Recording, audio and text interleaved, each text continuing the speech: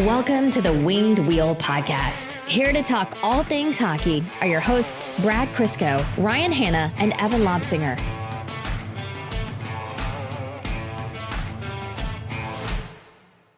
I have to say, this isn't going to be, a Stanley Cup competitive year for the Red Wings, of course, and by no means are we at the end of talking about the rebuild. But think about this. Our biggest, or a lot of the Red Wings fans' biggest gripe as of the time of recording, 1:30 p.m. on Monday, is that the Red Wings are keeping, Carter Rowney or Sam Gagner rather than Bobby Ryan. And if that is the biggest, point of contention in this roster heading into the home opener on Thursday, this is miles beyond what we've been dealing with over the past 5 years as Red Wings fans. To be fair, the roster doesn't come out till later this evening, so there could be some surprises and some gripes to come. Yep. Because, they couldn't have their roster out now, and though they have to release it while we'll be eating Thanksgiving dinner with our families. Thanks for nothing, NHL. So for those who don't know, this weekend was Canadian Thanksgiving. And before you say that's silly, consider this. A lot of Canadians still, for the most part, kind of celebrate both Thanksgivings, because American Thanksgiving, you get the football and, a lot of the national attention to Thanksgiving. And Canadian Thanksgiving is just like a pre-Thanksgiving, a warm-up Thanksgiving. Oh, yeah. On American Thanksgiving, my ass is on the couch watching football all day. Yeah. I'm definitely not doing that. No. Yeah, we assume that. No, I never really cared about American Thanksgiving, other than I think they get the Friday and Monday off, which is way better. That makes me very jealous. They got the Thursday, Friday off. Well, they get two. We get one. That's why all the football games are on the Thursday afternoon. That would make sense, yeah? That's also why I don't know if it's Monday or Thursday. The biggest... It's funny because that's the only Lions game that I'm excited for at any point during the year. But I won't be talking about the Lions right now for two reasons. One, the very obvious reason, which, Detroit sports fans are going to be happy that I'm not going to get into that. Two, that'll open up a window for Brad to talk about the Buffalo Bills. And Evan's eyes might roll 720 degrees backwards. I do not care one bit about football. I'm just so happy right now. Those are the two ends of the spectrum right there. Okay, folks. Enough talk about holidays and enough talk about football. This is the Winged Wheel Podcast. We're here to talk to you about the Detroit Red Wings. This is the Detroit Red Wings 2021-2022 season preview episode. And I am one of your hosts, Ryan Hanna. I am another host, Brad Crisco. And I'm Evan. Oh, God. Here we go. Yeah. On this episode of the Winged Wheel Podcast, we are going to be talking everything Detroit Red Wings coming into this season. So obviously, as Brad mentioned, we are still waiting on roster decisions to come out officially, but a lot of those things will change between now and Thursday as well. A lot of what's happening today is paper moves, so to speak, and we'll get into all that. But we're going to be talking about what we expect, what might happen, and expectations for the Red Wings, not just for the home opener, but for the entire season. We are going to be going over lineups. We're going to be going over what might happen with rookies down in the AHL. Everything from the top line to who the 13th forward is going to be and whether they'll carry 8 defensemen, all that fun stuff. Predictions, successes, failures, what to expect from Blashill, what to expect from Zadina, what to expect from Larkin, all that fun stuff. So before we get into that, a couple housekeeping things. There is currently a giveaway going on, our preseason giveaway, or pre-home opener giveaway. So on Twitter, if you go check out the Winged Wheel at Winged Wheel Pod, give us a follow. You'll see the tweet. It'll explain how you can win 2 tickets to the Detroit Red Wings home opener on Thursday. So we're going to be giving away 2 tickets to people who enter. You can enter on Twitter. Patreon supporters, you're actually automatically entered into that once. And if you retweet and do all the stuff that the tweet says, you're entered again. And here's the kicker. We're giving away 2 tickets to the general public, and we're going to give away 2 additional tickets to Patreon supporters. So patrons, you have 3 chances to win 2 tickets to the home opener. And everyone else, obviously, you have an opportunity to win those 2. So 4 tickets in total to the home opener. something that we're excited to do. Yeah. There is more news coming on the November 13th WWP night at the LCA. Stay tuned. The link to buy tickets are in the bio. We are down to very few left, so if you want some, be sure to get in soon. Link in the bio of this episode. And Thursday, home opener. What will we be doing? We're going to be live streaming. Watch along with us on YouTube. youtube.com/wingedwheelpodcast, and we'll be recording the episode right after to put out late Thursday night. So should I buy my 85-inch TV this week or wait? Are you mounting it above the hot tub? No, unfortunately, it has to go inside. Oh, that was a literal statement. Yes. Yeah. I hate you so much. When the class war eventually breaks out, the first casualty will be you at the hands of Brad. I think so. 1,000%. I'm going to be the one that's starting it. I'm just going to be on the sidewalk, cross-legged, sitting there with the purge horn playing in the background. Catherine, arms crossed in the front window. Evan, it's time. Yeah. I'll just be mouthing that one Shawn Michaels video where it's like, I'm sorry, I love you, and then kick him in the head. Yeah. Okay, before we start into the season preview, one last note. The Jamie Daniels Foundation is an organization we are very proud to partner with. The more we talk about substance use disorder, the faster we can end the stigma and get support to those in need. The Jamie Daniels Foundation is a children's foundation initiative, and it was established in memory of Jamie Daniels and founded by Jamie's father and Red Wings lead announcer Ken Daniels and Jamie's mother, Lisa Daniels Goldman. The foundation strives to end the stigma of substance use disorder and provide support to those struggling with the disease or who are in recovery. To learn more and offer your support, visit jamiedanielsfoundation.org. Okay. The Detroit Red Wings are currently making their roster decisions, and one piece of news came out just before we started this episode. I'm very happy we chose to delay an hour for recording, so we were able to work that one in pretty comfortably. Bobby Ryan released from his professional tryout with the Detroit Red Wings, so his PTO is over. Despite how well he played, this is a jam-packed lineup, and he has been released from the team. So this has been I don't know if polarizing is the right word. It's definitely an emotional reaction from the Red Wings fan base. What are your first takes on this? Mixed. There's a lot to digest here. On the one hand, if we look at this just from take the person Bobby Ryan out of this, this is the exact type of thing that the old guard in Detroit would have never considered. All right, we got a lot of young guys coming through. We didn't re-sign a lot of the old guys, so we have to keep this old guy to meet some sort of fictional quota. That didn't happen. So that's a bit of fresh air.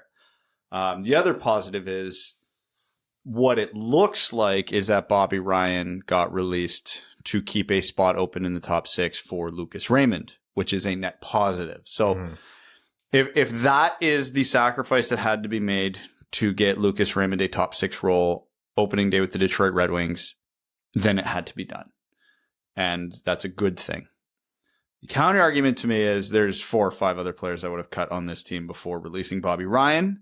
I mean, I'm nitpicking. Obviously, I know what Bobby Ryan is at this point in his career. He would have to play the Thomas Vanek role, play on the third line, sheltered minutes, get a lot of inflated numbers on the power play. But that's fine. The power play needs help. And outside of Lucas Raymond, Bobby Ryan might have been the best at it on this team, honestly. So would I have preferred to keep Bobby Ryan over Sam Gagner, Carter Rowney, even maybe Vlad Nemesnikov? Yeah, probably. If Bobby Ryan wasn't such a good person that you were rooting for, would I care about this at all? Probably not. It's just because it is Bobby Ryan, because he does bring an element the Red Wings lack, and you root for the guy. But pragmatically, yeah, this doesn't really matter all that much. Yeah, I mean, rooting for the guy, probably one of the most liked players in the league, what he's been through and how he's been able to come back from it. Obviously, he has fans across the NHL. Like, between him and Sam Gagner, the Red Wings are arguably, just between those two players, one of the most likable teams in the NHL. But you're right, Brad. I think what this does boil down to is it's a tough decision that the team had to make and be honest with themselves with. It would have been easy and honestly justifiable for them to work him in somehow. I know we've done a lot of talking about Lucas Raymond and like he has to make the team, and we think he will, and we'll talk about that in a minute here. If his spot came at the expense of Lucas Raymond, I wouldn't have liked it. And I don't even want to say I would have understood it, but I almost would have understood it, if that makes sense. Like Lucas Raymond going down would be silly in my mind, at least, permanently hard from the start because he's good enough to be in the NHL right now, obviously, but there are tangible benefits. And Bobby Ryan is a good player, but not so good to bump out a Lucas Raymond. It's a big gray area for me. Where I would have preferred to have kept him is the Carter Rowney, even Sam Gagner. I'm not so sure about Vlad Mesnikov, whatever it might be. And who knows, maybe he doesn't get signed anywhere. There's another big injury, and then they pick him up to fill those spots. I don't know. But like you said, Brad, pragmatic, and it's a tough decision, but the one that they probably, I think, had to make. So I would have loved to have seen it work out. It didn't. This is good problem to have isn't the right way to label it, but you're doing things well when a guy like Bobby Ryan is getting bumped out of your team. Yeah, I mean, Bobby Ryan's not a big needle mover, but you like the guy for who he is, and yeah, he's done a bunch of stuff in the NHL for the young guys to learn from. So it's like, does Sam Gagner or Bobby Ryan really move the needle that much? Maybe not so much, but you keep Bobby Ryan around and he produces somewhat. Like, he could be an interesting piece at the trade deadline for anything. That's if he stays healthy long enough to make it there. But I imagine a team will pick him up after some sort of early season injury to one of their depth players if they can afford to make the contract work in terms of prospects and the waiver wire. So yeah, I don't know. It's sad to see him go because he was so committed emotionally to Detroit and the Red Wings. Yeah. But I don't think there's anything to really be too upset about. So Bobby Ryan's gone. That does answer quite a few questions. I know people were wondering about Lucas Raymond. Lines in practice, the first two lines seemed pretty set. We had the Larkin, Bertuzzi, Raymond line, and I think the only major difference there is we were used to seeing Larkin, Raymond, Zadina, while Bertuzzi was still coming back from his back injury and getting up to speed. But it looks like Larkin, Bertuzzi, and Raymond are skating together, and by all rights, at least for the first 9 games of the season, it looks like Raymond has made it. And then the Suter, Fabry, Zadina line. So Zadina gets bumped down to that second line, but that's still a very capable line. It's not like Red Wings have passed where Zadina has, Franz Nielsen and Justin Abdelkader to play with. And those seem pretty set. And then you have, 6, 8 other forwards who are competing for those spots. Rasmussen, Ernie, and Gagner. Stevens, who has earned his spot on this team and will be one of the guys making it in all likelihood. Rowney, Veleno, who's skating on that wing as of today's practice, and then Smith and Nemesnikov as the extras. So let's talk about the forwards here. What's going to happen? Because, they have to get down to 13 forwards to submit a 23-man roster by 5 p.m. But it doesn't mean that anyone assigned to the minors or anything won't be called up for Thursday. It's kind of just paper moves almost for the CBA. Yeah, I know the Red Wings have already been on record saying they're keeping 8 defensemen. Given the emergence of Lucas Raymond and Joe Veleno and how strong they were in the preseason, I'm not sure that's the right call anymore. Don't think it's a huge deal if it isn't. Plus, I think Ernie and Rasmussen are a little banged up at the moment, so that might, I think if one of them ends up on IR, that solves the problem anyway, and we've got a pretty clear picture of what this roster looks like. I don't know. We know Blashill. These are the lineups this morning. They probably won't look like this come Saturday in some variation, whether it's the top 6, unlikely. The bottom 6 probably going to look completely different. I mentioned it before. I'm way more optimistic about this forward group than I was last year. No Glendening, no Helm, no Filppula, no Nielsen. The phrase you've used over and over again, which is very apt here, is the rot is gone. I'm not saying this team's good. No, this team is probably going to get their teeth kicked in Thursday night by the Lightning, but we can actually then phrase that as, hey, this is a good learning experience for these guys, because Smith and Rasmussen and, even a guy like Stevens, they're not going to be able to be sheltered here. Welcome to the NHL. Play, adapt, learn.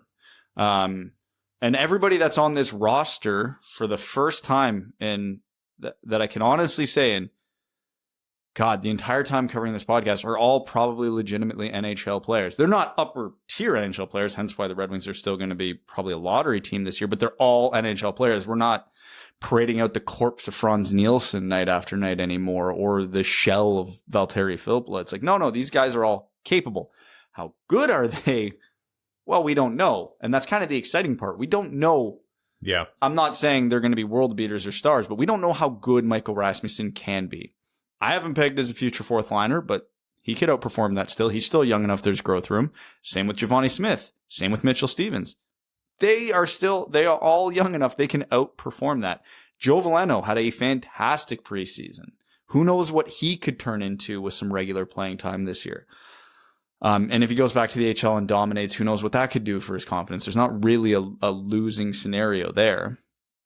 So yeah, it's going to be bad, but it's going to be bad in a different way, in a almost exciting way, because they won't all be failures. There will be some of these guys are absolutely going to underperform. That's how hockey works. That's how odds work. They're not all going to come in and kick down the door, but usually one or two of them do. And I'm excited to see who that's going to be. So let's talk about the lines that we do know about first, before we get into, who might move and whatnot. Larkin, Bertuzzi, Raymond. Larkin, that's the easiest given on this team. Raymond's going to get his own time here, but I want to talk about Tyler Bertuzzi on that top line. I think he's going to take a little bit of time to get up to speed, and for someone who is out for as long as he was, with as brutal as a recovery process as he had from his attempted recovery and now recovery from major back surgery, that's going to take a little while. I think we are going to see as much aggressive top line Tyler Bertuzzi, and he was the Red Wings' first line winger before this, and I just want to acknowledge that. But we're going to see as much of that as humanly possible, and I think that's because they have to make sure that they know what they have in him, because he is the Red Wings' most likely candidate for a trade, in my mind, outside of maybe like a Nick Leddy moving at the deadline. Most likely trade candidate with some real value. Yes. Maybe. And, he's in a peculiar situation. I know people get angry when I mention this, but there have been two difficult contract situations with Tyler Bertuzzi, and not to say Yzerman's a hard ass and he hates when anyone argues with him or anything like that, but it raises some very fair question marks in terms of how he fits in with Yzerman, like buying into Yzerman's plan for this team and what Yzerman wants to do contract wise as opposed to what Bertuzzi wants to do. If that doesn't fit after a certain point, because we're getting into UFA years soon, he may well be moved. And again, this whole, not being able to play in Canada as of right now situation, I think every time we talk about it, someone calls me a fascist, and it's like, hey, I actually, believe it or not, I don't influence international policy, so we can only comment on it, not decide what it is. I don't know if there's that misconception yet. Wait, who knows where this podcast will go? We're not saying we're not trying. We're just saying we're not there yet. But again, like, you're going to have to, if you're thinking I might someday have to move a Tyler Bertuzzi, you need him to be showcased for as valuable as possible, because as of right now, there is a big old, cement block attached to his trade value, which is he can't play in Canada at the moment. So, it's a bold prediction. We were joking with Max. It's a bold prediction to assume any Canadian teams are going to be a factor in the playoffs. But just pragmatically speaking, I think we're going to see, for the most part, Tyler Bertuzzi up there. That's not a revelation. Tyler Bertuzzi is good enough to be on the first line. I'm just saying, like, that's something that I would keep an eye on for people who think that Tyler Bertuzzi might be moved at any point. Your thoughts on the top line? About what I expected. Not exactly what I would have done, but I don't care enough to nitpick at this point in the season. I only saw the one preseason game Bertuzzi played, and to be blunt, he was awful, but it was his first game in 10 months. So it was exactly to be expected. I'd be concerned if he was good. Yeah. So it's like, it's fine. It is going to take him a few weeks to get up to speed, because he looked nothing like what Tyler Bertuzzi usually looks like. And that's fine. That's normal. The only reason I have some concerns with Bertuzzi on that line is I don't think he's at the point in his recovery he's going to be able to keep up with Larkin and Raymond, and that's going to hinder Larkin and Raymond. Lucas Raymond's in a more precarious spot right now than Bertuzzi because Bertuzzi's coming back from a major injury, but Lucas Raymond's never played at this level before, so it's all brand new to him. So this roster should be built around giving Lucas Raymond every opportunity to succeed, and as he is right now, Tyler Bertuzzi is probably not the best guy to have on the opposite wing. Now, I'm not saying he won't be that guy in 3, 4, 5, 6, 7, 8 games. Who knows how long it'll take him. But Raymond might only have 9 games. Yeah. So that's my only concern. It's nitpicking. Other than that, this makes a ton of sense. I'd prefer at this point to see Zadina there. Don't care that much. Not worth the gripe. It's fine. So Suter, Fabry, Zadina, I think... Does that pull pressure away from Zadina? I think it puts more on him. Yeah. Actually.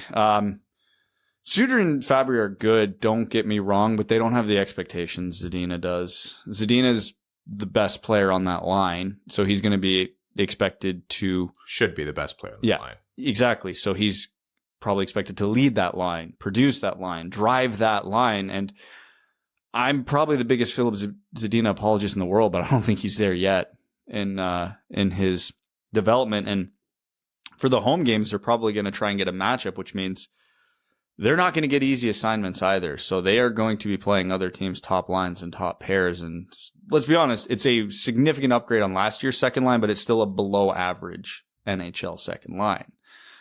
So Zadina's in a situation this year he's expected to produce. We know how strong his defensive game was last year. We know how strong his transition game was last year.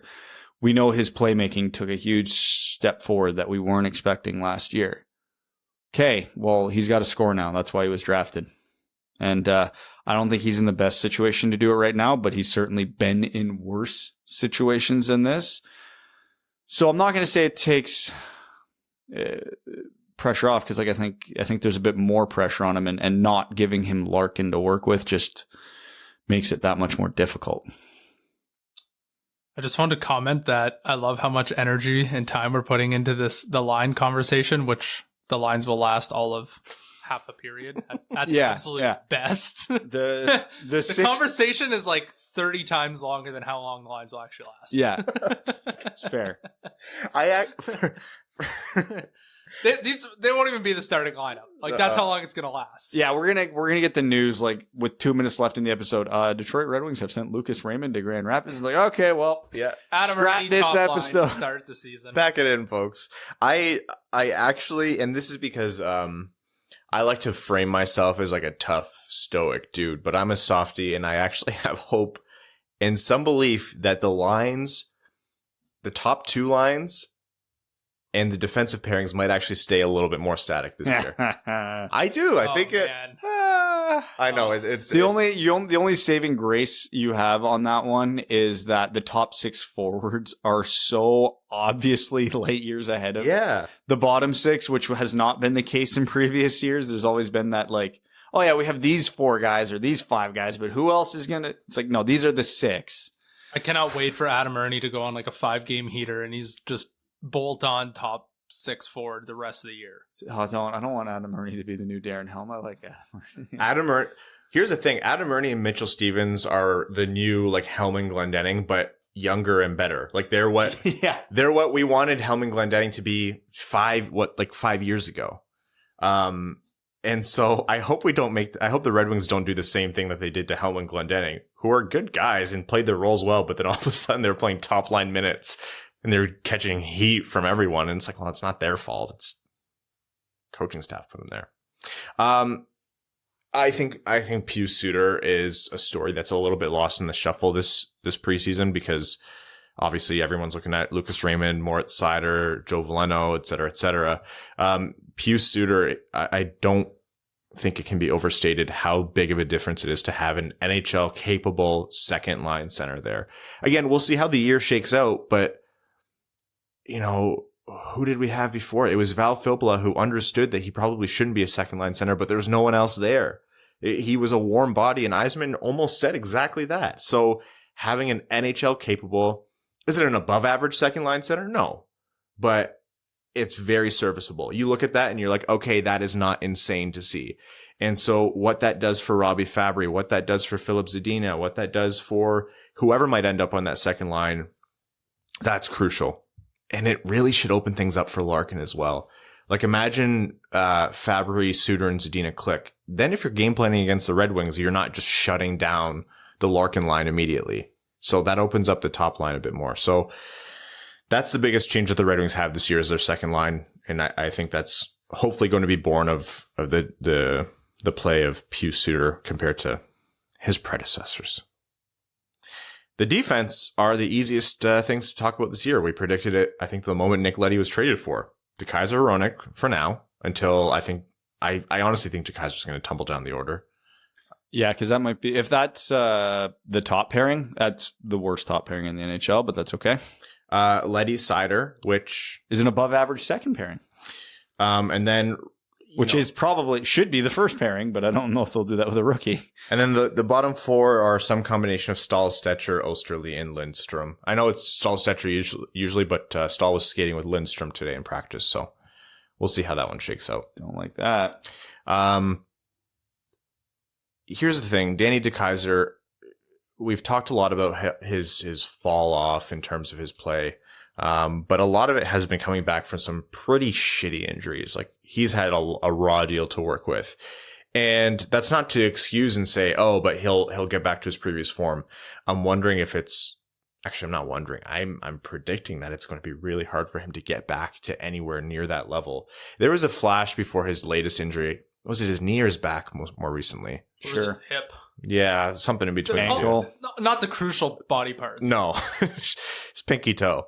The poor guy. And he was actually having he had a good start to the season. It was 5 or 10 games and got that injury. And I don't know. I don't know if he'll have it to come back and play the kind of minutes that Hronek's going to need to play. So that left side's looking weak. But other than that, that defense is pretty set until something changes. Yeah, we'll probably see that bottom pairing rotating a lot.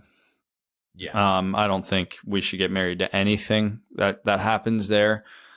But yeah, no, it's Seider's looked good. Leddy's looked great. Hronek's looked better. DeKaiser looked a step behind, but that's exactly how he looked last year. He was trying to make the right play every time and just couldn't. And then, yeah, the bottom pairing will be whatever. So the Red Wings were a league average defensive team last year, and they've upgraded their defense significantly with Leddy and Seider. So I expect that to be the benchmark for this year. If they can defensively stay middle of the pack, but then all of a sudden the defense can chip in a little more offensively, that would be a hell of a revelation for this team. And Leddy's an offensive guy. Seider scored in the preseason and can move the puck. Hronek still has that bomb. Stetcher can really move the puck. Stahl has flashes somehow still. DeKaiser's a marvel of modern science, half man, half machine. Honestly, he's a character from Archer at this point. Yeah. So you can't look at this and then Lindstrom and Osterley are more than capable guys to step in the lineup for injuries. This is the best going into the season, the best defensive grouping the Red Wings have had probably since Lidstrom retired. So that's not good. No. How long ago was that? 9 years. So you can't, hold on. There's two ways to look at this. We can look at this, the glass half empty, going this mediocre defense is the best defense we've had in 9 years, or this is the best defense we've had in 9 years. Well, the one thing we can say is the glass is filling up rather than emptying. Yeah. It's not like previous years where is the glass half full or half empty? Take a sip. Oh, it's piss. Who are we looking at as the Red Wings' two, quote unquote worst players? Previous years, you were talking about guys where that was a full episode. Yeah, Franz Nielsen was playing further up the lineup than you would have wanted him to, and he just signed in the DEL. Let me just say, congrats to Franz. I always love to see guys who want to keep playing find a spot in other leagues. That's awesome for him. And this is not a personal attack, but by God, think of that transition. He was playing at an NHL level, and then the best he could do is the DEL. And that's just where he is in his career. This year, it's Carter Rowney and Osterley are probably the Red Wings' two, worst players. And they're both ostensibly NHL guys. Yeah. are they, how will they perform? Will they be close to replacement level? I don't know, but your heart doesn't hurt seeing them out there. And that's the big change. So yeah, when we talk to people who aren't Red Wings fans, they're like, that's pathetic that you're saying that. The groans per 60 will decrease. Well, yes. Yeah. Like, I was talking to someone at work about this the other day. They're like, "You excited about the Red Wings season?" And I said, "Yeah, kinda." He's like, "Why?" And I'm like, listen, you do not have the amount of time in your day for me to explain to you why I'm optimistic about a team that's probably going to finish 6th or 7th in the division. Okay. Yeah. So those are the Red Wings lineups or lines and pairings that we know more or less a good amount about. Like Brad said, that bottom four is going to shuffle around a little bit. We talked about the top two Red Wings forward lines. And then let's talk about the following 8 players: Ernie, Rasmussen, Gagne, Rowney, Stevens, Veleno, Smith, and Mesnikov. Safe to say, Ernie, Rasmussen definitely have spots. I think Stevens has a spot. I think the only player that's not waiver eligible is Veleno. So if there's no injuries, I think we can safely assume he's probably going down just exactly, yeah, because he's the only one who can. Not saying he should. I'm of the mind he very obviously earned a spot in preseason. He's an NHL player. I'm not that upset if he goes down to the AHL because, again, he's not far enough in his development where I see that as a huge detriment to him. Mm-hmm. But I also see him getting more valuable reps in the NHL. I would personally like to deploy him on the third line, get him a little bit more of a sheltered role, get him some minutes. And again, like, if we have to put Carter Rowney on waivers or lose Carter Rowney to get Veleno ice time, it's a sacrifice I'm willing to make. Or Sam Gagne or whoever. Yeah, whoever. There's a ton of replacement level players, even though they're legitimate NHLers now. But we know how this organization operates, and it's fine, and I'm not going to be that upset about it. But beyond Veleno, there is almost nobody in this bottom 6 that I really care about. So play whoever. And what's that old saying? Let the cream rise to the top. Just give the minutes to whoever's playing best. I really don't care who. There's not so many old guys here that we can justify like keeping a young guy down. They're almost all younger players except for Gagne and Rowney. So who cares? You called it pre-show. Barré-Boulet to Seattle. Yeah, I knew he would not make it to Detroit. Yeah. And then that's, again, I think I tweeted this. I almost never anymore predict any kind of waiver pickups because it just doesn't happen. It makes sense for Seattle to pick up a Barré-Boulet. For those who don't know, he's a very good player. He's probably too good to be on waivers. And if you ever are attached to the Red Wings, 12th, 13th forwards, remember that this is what good teams actually have to deal with, is waiving guys like Barré-Boulet. Who are good. Yes. Yeah. And Yzerman signed him. Like, Yzerman's the one who brought him to the NHL. So point per game guy in the AHL. He was a worthwhile gamble that I would bet the Red Wings had a claim in on, and he just didn't make it to him. Yeah. And I think Seattle is what probably first in that waiver order. I actually don't have it in front of me. Third, I believe. I think it just goes by the draft order. I could be wrong though. Whatever it is, if it wasn't Seattle, it probably would have been someone else. Like he wouldn't have fallen to Detroit. So you said something, Brad, let the cream rise to the top. And I think that makes sense. But I actually do care about this bottom 6 for the first time in a long time.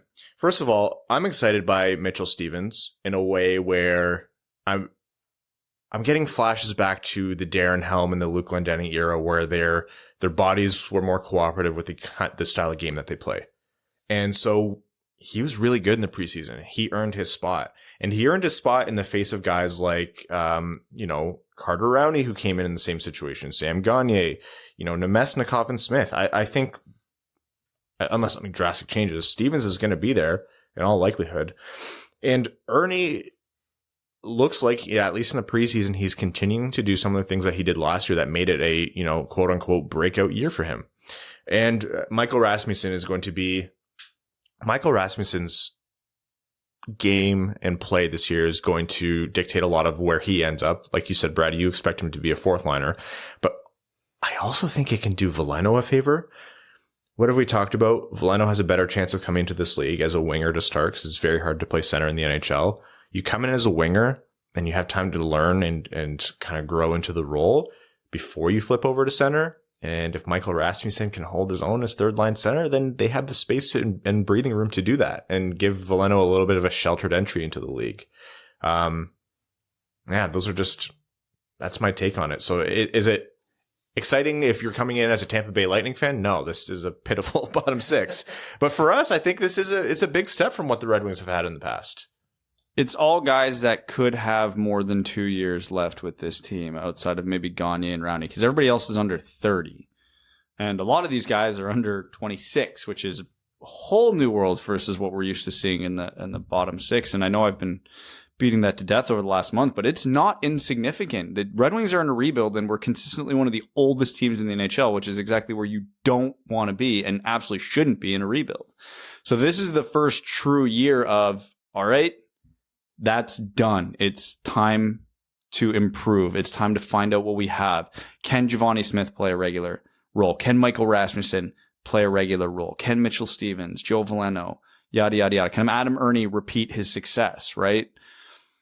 Like I said, outside of Rowney and Gagne, I'm not attached to any single player because they're all young enough that if they succeed, great, give them the ice time. It's not like I'm going to be sitting here and going, great, I'm so happy Glenn Denning and Darren Helm are playing 18 minutes a night while Giovanni Smith plays 6. Yeah. That can't happen this year. There's not enough old guys in the bottom 6 for that to happen this year. So it's, again, I'll repeat it. I don't care if it's Smith, Rasmussen, Veleno, Ernie, Stevens.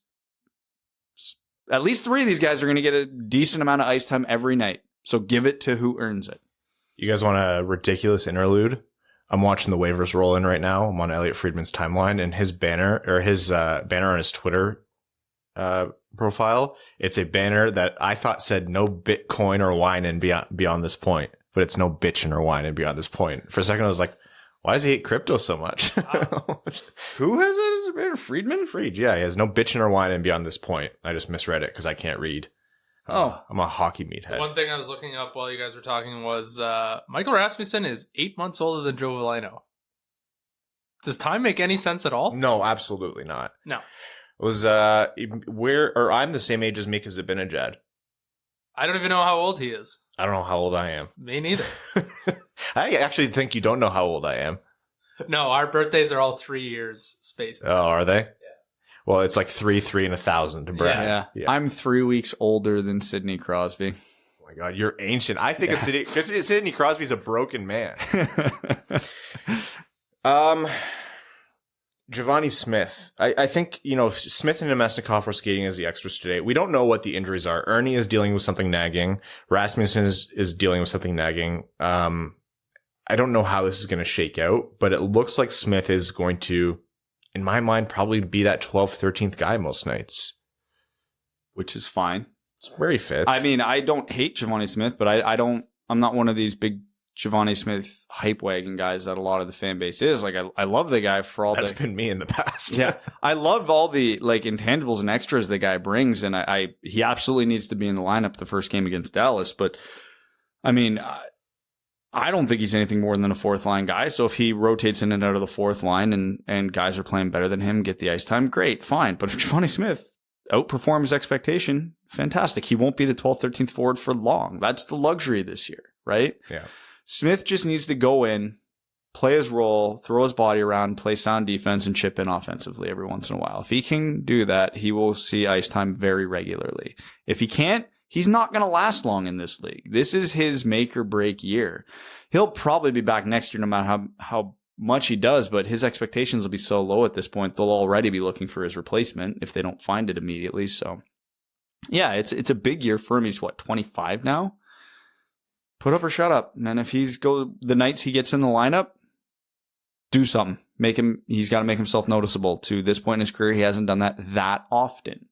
And God, it feels weird because last year I was banging the table to get him in the lineup over guys like Helm, Glendening, Philpula, Nielsen. But there isn't a guy like that I'm saying he has to take this guy's spot. Yeah. So he has to just take anybody's spot.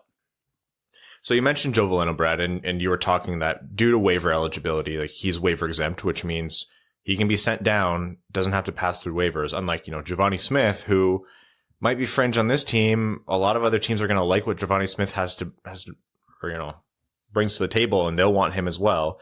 So he's a risk. Joe Veleno can be passed down, no problem. Jonathan Berggren's in the AHL, so you're going to want him, a, future Red Wings center to play with, because Jonathan Berggren's going to factor into this rebuild, hopefully. I think Lucas Raymond very obviously played his way onto this team. I think Joe Veleno at times looked very good, and I think it would be justifiable to give him to the spot. But for me, in my mind, it's not. Joe Veleno absolutely has to make this team based on how he played. The justifications I gave to possibly sending Lucas Raymond down, I think exist in a way more amplified way for Joe Veleno. So I think it's understandable that if it shakes out this way, he's down in AHL at least to start, and just kind of gets brought up as injuries dictate. Yeah, that's likely what's going to happen. I've noticed around Red Wings social media and Twitterverse, whatever you want to call it, that there's become this narrative that's almost been brought down from the coaching staff and even the organization from previous administrations, that the fan base has latched onto, which I've always hated, and I still find it's there, which is Joe Veleno didn't dominate every game in the preseason, so X, Y, and Z, right? There wasn't a single Red Wing who did that this preseason. Raymond had a couple quiet nights. Larkin had a couple quiet nights. Bertuzzi didn't play well. Veleno was more consistent performer than over half the forwards on this roster, veterans and rookies included. So yeah, he didn't dominate every night. He wasn't the best player every night, but there was one game he was definitively the best forward, and a couple more games where he was in the upper tier of quality of forwards for those games. So for a rookie to be doing that in any normal circumstance, yeah, that's congrats, man. You've earned a roster spot. You've done enough to make the team. The waiver eligibility throws a wrench into that, and the fact that he wasn't putting up gaudy offensive numbers do tend to be like, yeah, okay, let's get him in the AHL. Maybe we can bring his offense around and help that. So I'm not saying that I don't think he should or shouldn't be sent down to the minors for development reasons, but if we're just looking at this black and white performance factoring into this roster, no, Veleno should be on the roster. There's no justification. He's not. He outplayed half the forwards on this team in preseason and in camp. If they come out and say, yeah, we like what Joe brought, we want to see him get his confidence up. We want to see him dominate a little bit more on the score sheet. We need Berggren to have someone to play with. Sure. No arguments here. I am not going to argue it a bit. I understand it and get it fully. But if they say, oh yeah, he just didn't do enough to earn a spot, bullshit. It's bullshit. It's not true. It's anybody with eyes could tell that's not true. Is it bullshit, Evan? Yes. Oh, okay. You're big on Veleno making the team too. I'm not saying he should make the team. I'm saying it's whatever justification they get is did he earn a spot? Absolutely. Can you justify sending him down for development reasons? Also, absolutely. So it depends what they say. Because again, I'm not married to him being on this roster or not. But if they come out and say he didn't do enough to earn a spot, it's garbage. Yeah. Well, yeah. I guess it does depend on the reasoning, which they won't ever outright say. No. God, no. But do you really want Joe Veleno playing fourth line minutes if that's where they think the chips or what the depth looks like? I think at some point Joe Veleno is going to play fourth line minutes because, well, in Detroit that typically means you're playing more than the second line. Yeah. So it might actually be worth it. It's he's a slow burner, right? And he takes time to get accustomed, but that's normal. He has Veleno is a good reminder that this is what good NHL prospects who develop at a normal pace look like. Lucas Raymond has been fun, and he's been Detroit's first instance of fun and atypical in a long time. Like a prospect coming into camp and kicking the door in and saying, I'm staying. Yeah. Not everyone's Tim Stützle. Actually, almost nobody has the Tim Stützle effect. Lucas Raymond might be. Yeah, no, yes. But that's what people think. They're like, oh, Veleno, it takes so long. Is it a bust? And it's like, no, you can, the NHL is the way it moves and the way it grows and the way players develop. Sometimes it happens so slowly. It's like boiling a frog in water. It's like you don't notice it's happening until one day you're looking, you're like, oh, he's a mainstay of the roster and he's all of a sudden good in the second line. But yeah, I agree with what you're saying, Brad. I think it all depends on the justification, but the crux of that is that we're never going to get it. We'll absolutely never know. Ernie Rasmussen Nemesnikov, in my mind, is going to be that third line, maybe, with Rowney, Stevens, and Gagne. Quite possibly. I don't know. It's going to shuffle around a lot. I think they're going to try to keep Rasmussen on that third line as much as they can. If he does have to flip to the wing, I can see Nemesnikov stepping into that third line center role. I see Smith as the 13th guy. Yep. Smith and or Rowney, depending on who's hot, who's not. Additionally, there are going to be injuries. We don't know. This is Monday. In 3 days, we don't know where Ernie will be at. We don't know where Rasmussen will be at with injuries. Maybe someone gets hurt in practice. Maybe 2 people get hurt and Veleno stays up to start.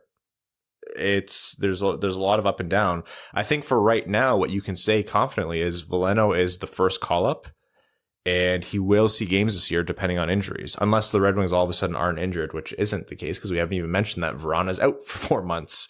So there's uncertainty here, but we kind of have a picture of what the Red Wings are going to look like. Yeah, it's reasonably clear. I think Veleno's the only uncertain thing right now, and for the sake of not repeating myself 1,000 times, thank God it looks different. Yeah. Okay, so those are our more or less predicted lines, unless you guys want to predict third and fourth lines. No, absolutely not. Let's talk about expectations. For the Red Wings overall, in your mind, what are your predictions for points and standings, like in the league and in their division? And I know we did a little bit of that in our Atlantic preview. But what, in your mind, are the Red Wings going to do this year? Unfortunately, I think a lot of it's going to predicate on what we get out of Alex Nedeljkovic because he's still a bit of a wild card. And we didn't even talk about the goalies. Yeah, well, we know where we're at with the goalies. Yeah. It's Nedeljkovic and Greiss, and Nedeljkovic is coming off his Calder season. If he repeats that, I expect the Red Wings to probably be in the mid to low 80s for points. If not, they're probably mid 70s in points. Because we know what we're going to get for the most part out of the key players on the roster. We have a really good idea what we're going to get out of the defense. We have a pretty good idea what we're going to get out of the top 6 forwards. The bottom 6 is a bit of a mess, but you can't tell me that it's worse than last year. So yeah, if we get Jonathan Bernier levels of goaltending, I do expect the Red Wings to take a step forward. I think they're going to probably hover, like realistically, it's probably going to land somewhere in between. So probably somewhere around 80 points, high 70s, low 80s, without any injuries to key players. If Larkin goes down, if Bertuzzi goes down, if Nedeljkovic or Leddy go down, it's all going to hell in a hurry. There's not enough depth here to make up for it. Like we said, it's very, very nice to have a NHL caliber top 6 now, but there is literally only 6 of them. There is not one guy who can capably step in there and replace whatever guy they're stepping in for, unless Adam Ernie happens to get into another heater, which is, I don't think, repeatable, but if it is, fantastic. Same with the defense. If Leddy or Hronik or Seider go down, there's already a hole there with wherever DeKeyser's playing. So if another one of them goes down, you have one usable pairing.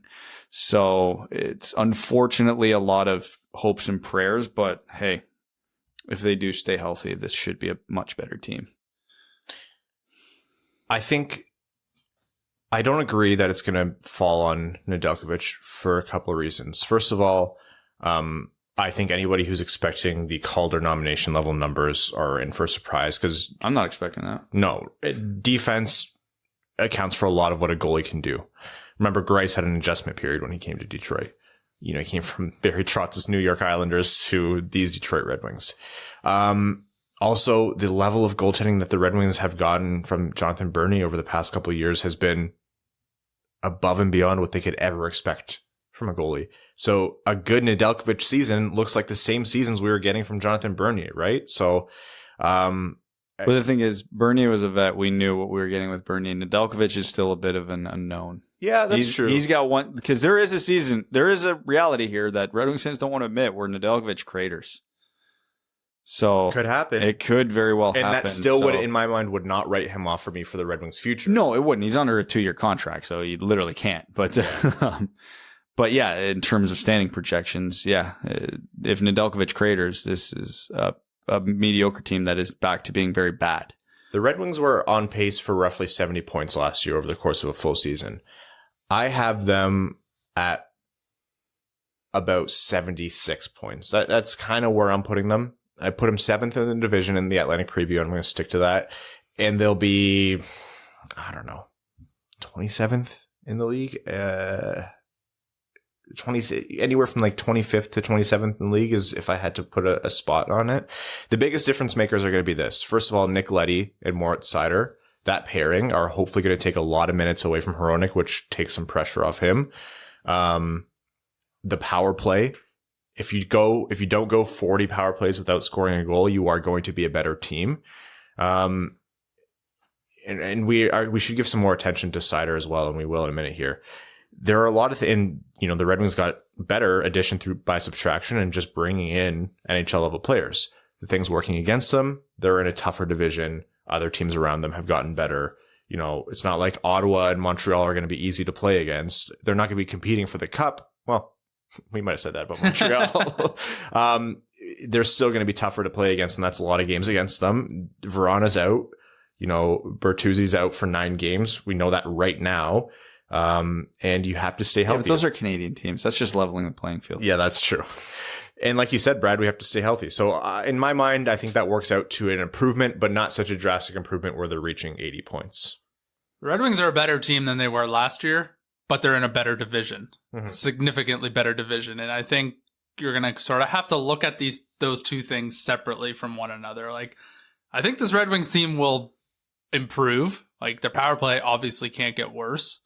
The players, monkey puck. No, that's not a monkey puck thing. That's just that's testing fate. Yeah. No, Red Wings power play goes to 9th in the league, and the penalty kill craters to like 31st. I mean, the penalty kill could be worse because look at the teams they have to play against. Like, they're obviously, you think they're going to take more penalties because they're playing higher skilled teams on a regular basis that have much better power plays, better goalies, et cetera, et cetera. I think you got to look at the Red Wings team in 2 lenses. How do they stack up against the division? Well, they're going to be somewhere around 6th at probably the best. Yeah. In terms of looking at just the Red Wings team as compared to the previous year, I think they're going to be a better team. But, if you just look at the standings at the end of the year, you're going to maybe be like, well, what the hell happened to this team? I think they're going to be a mid to low 70s team. They're another injury away from having in the top 6, wondering what the hell are they going to do and who's going to score the goals. I don't think they're going to be close to 80. I think they're going to be like a 74-point team. I have my exact number. I was thinking about it. You said they were on pace for 70 points last year, but they're back in their division, which means they get Montreal 4 times, which is 8 free points. So I'm saying 78 points. You know what? you were going to be 100% right, and that's the funny part about that. It's going to be 78 points exactly. So, Evan, I think you feed into the next topic here. All of what you said is, people might interpret that and say, but you guys are so optimistic about that team. And both those things are true. You can be optimistic, but also realize that they're going to get walked by some of the best teams in the league that play in their division. We've been saying that for 6 months now. We're going back into the better division. So, yeah, cool. Now we lose to Tampa Bay 5-4 instead of 5-1.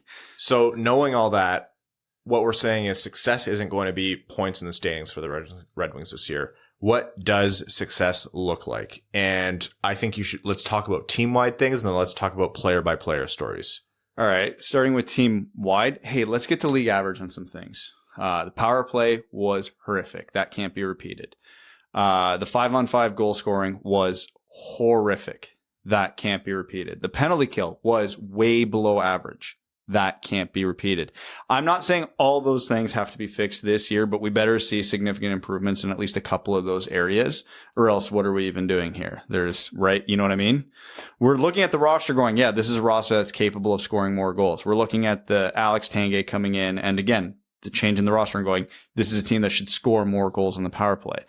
You look at the defense and the upgrades they have. Okay, this is a defense that should be able to transition the puck a lot more effectively. That should be able to skate it out when they need to more effectively than they could last year. And that's almost entirely Seider and Leddy, but that's 33% of your defense. So, I'm looking at stuff like that. Even if they lose a game, if they lose it, like that Chicago game was perfect. If they lose 6-4, but they score 4 power play goals, there is one area we can point to. Definitive improvement.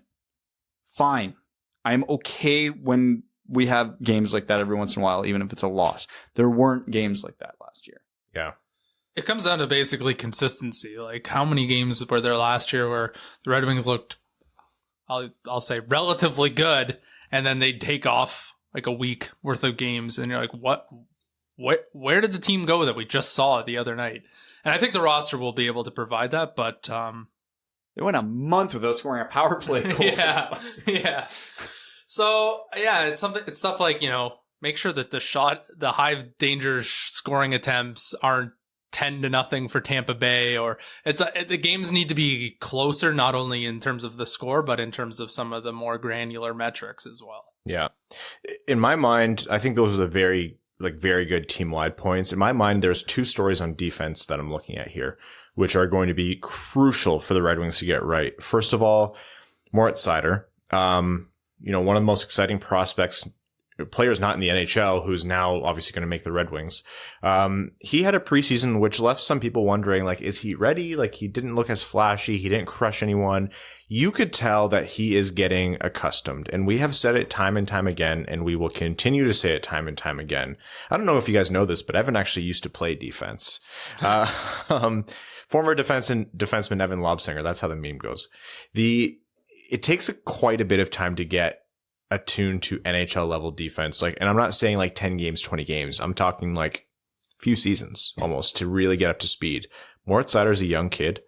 He's playing against the strongest, toughest, fastest, most talented hockey players in the world now. And he's going to want to make sure he gets it right. And the team wants him to get it right. They don't want him going out there, committing and running guys over left and right and then being out of position. They want to get his fundamentals built in, because Moritz Seider is here to play defense. And that doesn't mean there's no offensive game, but they need to ease him into it. He needs to ease into it.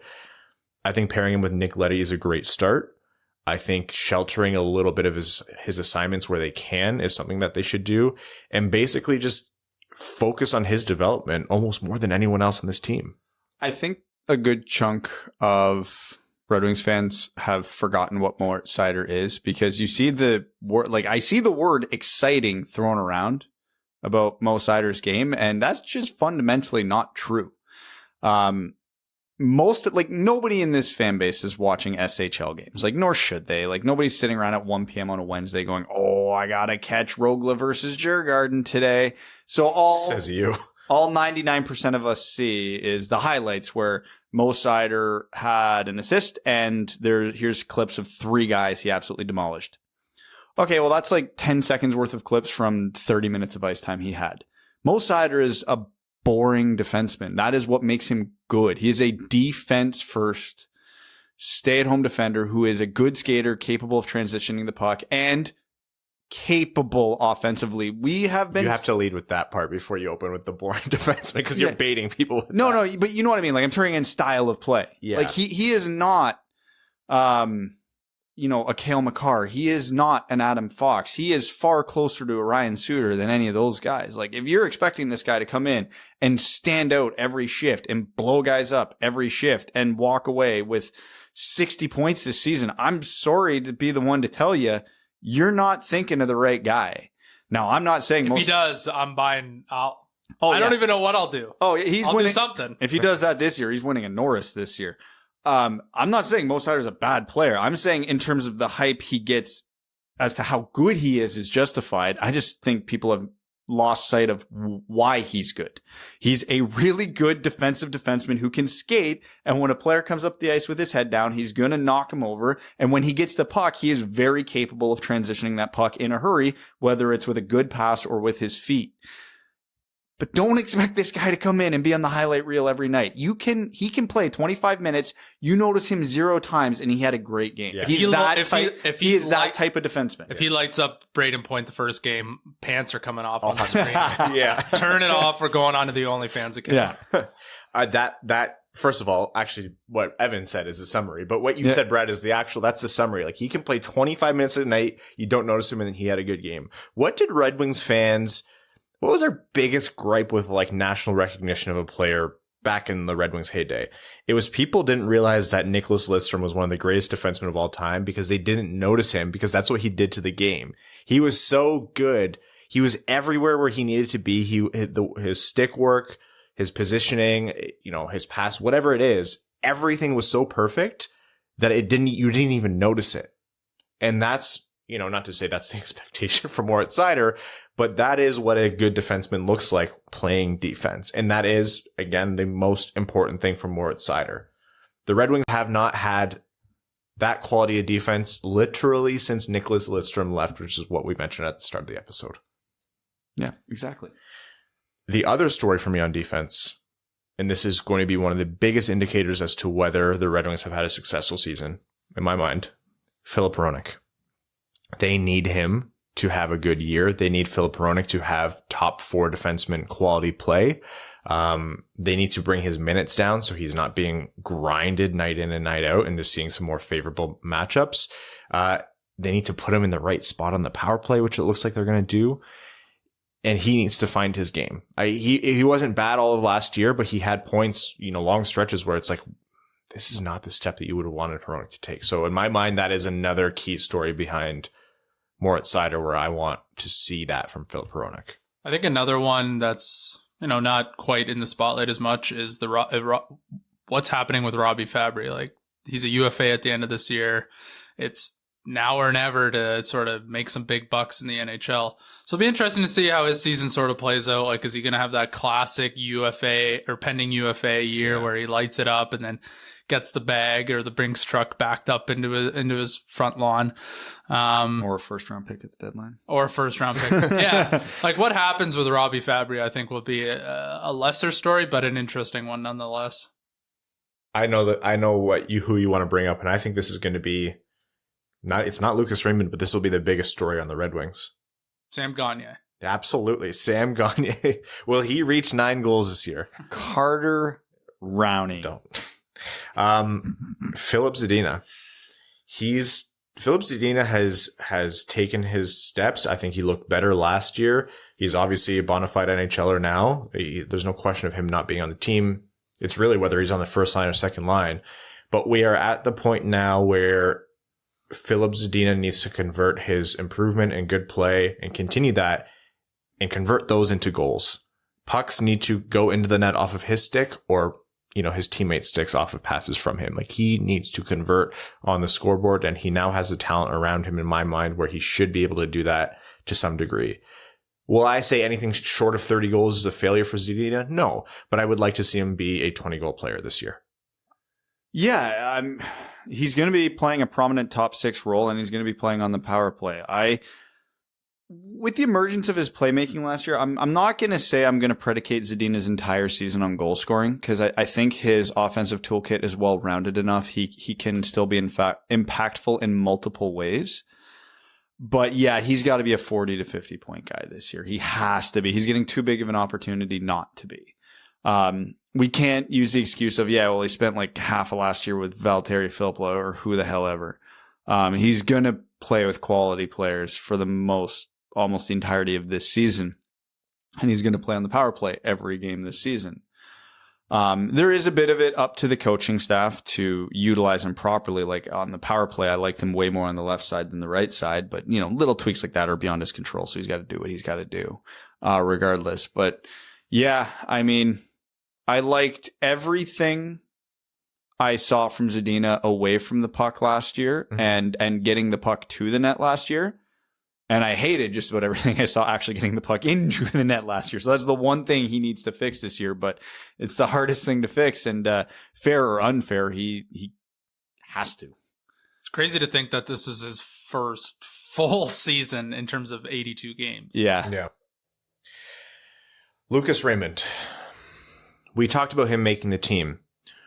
Let's now talk about what happens after 9 games or however many games. They might, let's say Lucas Raymond is a player where after 4 or 5 games they're saying, okay, the flash in the pan is dying off a little bit. He seems to be struggling 5-on-5, or his stamina isn't where we need it to be, and we know we want him to have more time in the minors. Do we see a world where he's sent down? Yeah. And, they save 4 or 5 games in him to bring him up throughout the rest of the year without burning a year of his ELC. Because that's another factor here. Like, there's arguments both ways, and I know Prashant is actually someone who's brought this up at different points. There's an argument to be had for bringing in an ELC guy sooner, so you get his first contract in sooner and ostensibly cheaper. But the conventional thinking is you delay the ELC as long as you can because then you have him for cheaper longer. So what can we expect to see from Lucas Raymond? What's success and what's not in your mind? I really don't know. And that sounds like just the laziest answer I've ever had, but I expected him to walk into camp, look all right, and be a surefire first liner in Grand Rapids.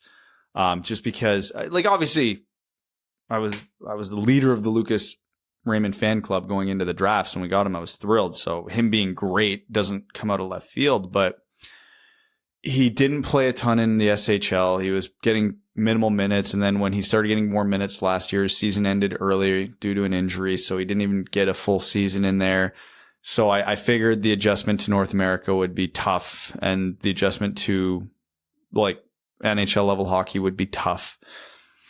And then he came in with a sledgehammer and absolutely pounded his way through the door and was like, okay, I'm here. Play me. His performance in the preseason exceeded even my already high expectations. So I don't know. I mean, it's easy to say and go, oh yeah, if he puts up a half point per game, that's great. But I feel like what I want to see from him doesn't even matter points wise because I know he has that skill in him. I just want to see him control play. I want to see him look confident with the puck on his stick. I want to see him keep up his strong defensive game. I don't want to see him blowing assignments, getting caved, not able to transition the puck. I essentially just want him to look like Lucas Raymond, even if the point totals don't come. I don't want him to be neutered out there. I don't want him to play scared. So yeah, if he can play his style of game and at least be reasonably effective, I'll take that as a huge win. I'm expecting Lucas Raymond to see a little bit more challenge than he saw in the preseason because exhibition hockey is not the same as NHL hockey. He is going to see, the stacked Tampa Bay Lightning lineup. He's going to be seeing stacked NHL lineups. He saw them once or twice during the preseason, but not in the effect where they're going to be banging him into the boards every shift. And you know what? NHL teams, whether you like it or not, coaches and players say, hey, that's that kid who just came in. He's their, future star or whatever. Hit him hard. Make sure he knows he's in the big leagues now. He's playing with grown men. And that's the way these things go. And the Red Wings do it to other teams too. For me, I'm almost in the camp of what you were saying previous, Brad, and past episodes. I just don't want it to be jerked around. If he's playing, I want him in for as long as possible. And if he's not playing, then, just the 9 games. Don't burn the year of the ELC for no reason. Don't be in that middle ground. I'm not terribly concerned about Lucas Raymond in the physical play of the NHL because what did we see in the preseason? He got in corners. He won puck battles. Like he went hard to the net. He, when there was scrums, he was often the first guy in, grabbing a player much bigger than him. So he has a hard nose and I think he's tough and he's played in professional leagues previous to this, quite obviously. So I'm not scared of that. I think success for Lucas Raymond means he stays on the top. This is the most obvious answer in the world, but he stays on the top line, produces well, and really gets Larkin back to the level and helps Bertuzzi and or Zadina, whoever's on that top line. They have more productive players to play with, and we're seeing point totals no longer in the 40s and 50s leading this team anymore. Maybe we get a 70, 80 point Larkin again. What the expectation is? Yeah, I don't know either. I'm gonna be optimistic. I'm the optimist this episode. I'm gonna say he sticks. I'm gonna say he sticks in the lineup for the year. Well, the nice thing about the Lucas Raymond edition is he gets a good mix. I'm just looking at the schedule for 9 games. He gets a good mix of really good teams, and then gets a little bit of Columbus, some Montreal. He gets some Vancouver, some Calgary. Like there's Tampa, Vancouver, Columbus, Calgary, Montreal, Toronto, Florida, Washington, Chicago. So there's a good mix of teams at different spots in their contendership. So, if he gets absolutely walked and looks completely out of place against Tampa, but then looks good against the Vancouver, for example, I think that's okay. I don't have great expectations for Detroit as a team against a Tampa, against Toronto, against Florida. If he's just like everybody else against those teams, I think that's okay. But if he looks very competent against the middling teams, the teams that are similar in positions to Detroit, I think that'll be okay. But if he gets sent down, I won't be upset either, because he really hasn't played a full year in North America, or hasn't played any time really in North America. And if he can go down to the AHL and dominate, I think that would be great for his development as well.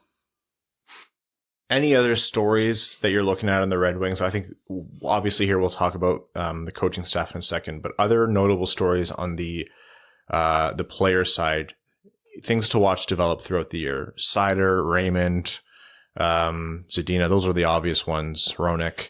Anything else that you are going to be watching throughout the year where even if the Red Wings aren't winning games, you can watch that player and say, yes, this is a good outcome, or no, this isn't going well, something needs to change? For me, it's goaltending. Yeah. There's still question marks there. Like Nedeljkovic obviously had banana numbers in Carolina. Well, welcome to Detroit, where one of your defensemen has no hips. Mark Stahl is playing for a position out there. You know, I'm not too, I think he is a really good goalie. Obviously, since he's a Calder finalist, he has talent. But I think, we're going to need Thomas Greiss to come in and, stop the cold streaks from happening for Nedeljkovic. I think he will be a starter in the NHL. I'm not, pessimistic against him. I just think there's, Jonathan Bernier has made Detroit's goaltending look a lot better than it should be in the past few years. And I think they need that to sort of continue to answer any questions that might be there. I also think something that's worth noting here is, Jonathan Bernier did elevate Detroit's goaltending. There are still games that Jonathan Bernier lost Detroit the game. For sure. There were still a lot of games last year with Greiss before he really got warmed up and tuned into the team, or he lost Detroit games. And then the inverse happened where Detroit offered no goal support, and those guys would have won the game for any other team in the NHL and didn't. So these are trends. Like Evan was talking about trends. So don't panic if Greiss or Nedeljkovic, have a stinker. Yeah, if Nedeljkovic gives up 6 goals in the first game, I'm not going to throw in the towel against them. It's going to be a long year for the goalies once again. I honestly expect Nedeljkovic to have a rough adjustment period. Oh, for sure. It's hard playing against a different style of defense, and B, a worse defense. You're not playing behind the Carolina. You're not playing behind Dougie Hamilton anymore. You're not playing behind Jacob Slavin. It's not. Sorry, you got Nick Leddy. He's good. Moritz Seider will help you out, but it's a tough assignment. It's a very tough assignment. Okay, Jeff Blashill. Ah, yes. Here we go. The probably the most tepid, neutral, boring conversation that ever comes up on this podcast. The Jeff Blashill is the head coach of the Red Wings. What to expect now? What do you need to see this year from Jeff Blashill, in your mind, for him to continue as Red Wings coach? Believe it or not, Brad, I'll let you go first on this one. So everything he did last year. So my expectation for him to keep being the coach is everything he did last year in the last 5 years, do the exact opposite this year. Basically change completely who he is as a person. No, I'm kidding. This team has to score. That's the very, very short answer of it.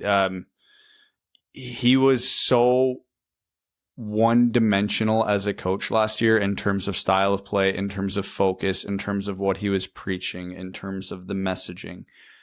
You can't have that in the NHL. That's without getting into the nitty-gritty of it, the Red Wings were capable defensively.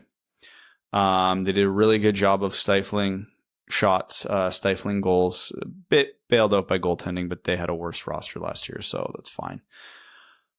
They were completely incapable of getting the puck up the ice. They were completely incapable of generating offense unless someone did something above their pay grade. They were completely incapable on the power play.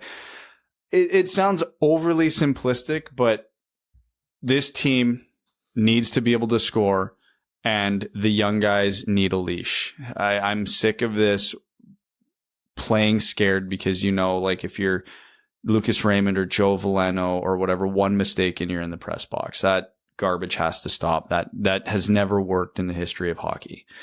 That's it. I can nitpick a million things, but they're not worth nitpicking about. Those are the two things. The young guys, Seider, Raymond, Veleno, whoever, need some rope, score some goals. End of statement. If I see one Hail Mary pass in the first game as like a set play, I'm going to just jump out this window. We're done here, folks. We'll see you next year. I have this like, we still haven't moved it. It's from when we got the house. There's this like pallet deck right below this window. So that's a hard impact tree. That's not dirt and grass down there. If cider lights up point and I pull my pants down, then have to jump out, there's going to be a lot of weird questions being asked. That'll be par for course for this neighborhood. Oh, yeah, that is true. Yeah, No better place to do it, really. It was really nice walking up here in the daylight. Yes, yeah. Although you'd be surprised. That's one of the most stabby. Jeff Blashill, I think it's worth reiterating. He was extended earlier this spring. I think it was in May. His extension came through. The exact length of the contract has never been disclosed. They'll never say if it's 1 year, 2 year, 1+1. Pierre LeBrun said it's a 2-year contract. Whether that's 1+1 or like a true 2 year, this isn't like I don't view this as a contract year for Jeff Blashill, but as you know, with coaches, anything can change. Although the Red Wings aren't really in the business of spending money that they don't need to right now. They need to make back a lot of money. Those are the simple solutions, Brad. I think being patient with youngsters, giving them the opportunity. And I think Alex Tanguay coming in on the power play alleviates a lot of my concerns with this coaching staff. That was a Dan Bilesman thing before, not Jeff Blashill, to be clear. I've seen a lot from Jeff Blashill in the past where I'm thinking, yeah, you know what? With the personnel coming in, he is doing more to allow this. Like the best players are playing more often. Like Lou Glendening and Darren Helm. Well, I like Darren Helm. I think we saw a lot less of Darren Helm playing higher than he should have. Like that. No, yeah, he played on the fourth line. The fourth line just got 18 minutes a night. I don't know if it was 18 minutes. There was a couple times it was legitimately 18 there minutes. There are a couple of games, yes. And that's the kind of stuff I want to get away from now that the Red Wings have much better players. I don't mind sheltering young guys. Like if there's points where Lucas Raymond is just getting his shit kicked, but you don't want to push him out of the lineup, yeah, move him to the second line for a little bit. That's the kind of stuff I don't mind that. But overall trends, yeah, I agree with you in terms of what we want to see here. The Red Wings, one thing I want to make note of is, yes, the power play has improved, and that is fantastic, and the Red Wings need that to continue. So credit to Tanguay. I hope this translates into regular season. If it goes well, he's going to see himself as an attractive option for coaching opportunities in the future. 5-on-5 play is important. You can get good players, and you can have a good coach, but if all that is brand new, it does not come instantly. You can't develop your systems. You can't develop your chemistry. You can't develop that muscle memory overnight. You can't develop it in the first 10 games. Shit, sometimes you can't develop it in one season. That takes time. I would like to see Jeff Blashill, now that he has better personnel to do so, do something more than the chip and chase, the stretch pass chip, the dump in, whatever it might be. Creativity. You want to see creativity. You want to lean on the skill that you have. Hey, Lucas Raymond had a dump and chase where he dumped it in, won a puck battle, and passed it out to Larkin in front for a high quality chance. That can't be every time. I think that can't be the game plan. It can't be the game plan. Oh, they're running a 1-2-2 and you're running into a wall. Yeah. You have nowhere to go. Okay, get it in, get them on their heels, see what you can do. But if you have space to move, you take it. Like F1, F2 are both below your blue line, then yeah, you're going to. Yeah, because you have Lucas Raymond on, and this is probably my biggest criticism of Blashill over the years, and so this isn't news to anybody, but especially with a guy like Lucas Raymond coming up who's so gifted offensively, so creative offensively. You have to let Lucas Raymond be Lucas Raymond, and Jeff Blashill has been way too guilty in previous years of trying to fit a square peg through a round hole. Like, this is not who this player is. Don't try to make him your type of player. Play him to his strengths. Like, I'll just use like an example from the team I play for. So my coach, who's coached very high level for years in Europe, his whole philosophy is when you're in the defensive zone, this is what you do. This is where you go. This is where you are. When we get the puck, this is where you go. This is our breakout. Defense, get it to the forwards as fast as possible. Quick transition. And then his messaging is once you cross that red line with possession, do what you want. We picked this team because we have fast, creative, skilled forwards. Utilize it. Now, obviously, I know the NHL can't be quite that free and loose, but like that has to be a little bit of the mentality. You have a Dylan Larkin. You have a Philip Zadina. You have Lucas Raymond. You have Tyler Bertuzzi. These are players who are capable of doing special things offensively, whether that's coming through the neutral zone for some of them, in the offensive zone, whatever it might be. Let them do it. The biggest thing the Red Wings had going against them last year offensively, not like beyond skill level compared to the rest of the league, was predictability.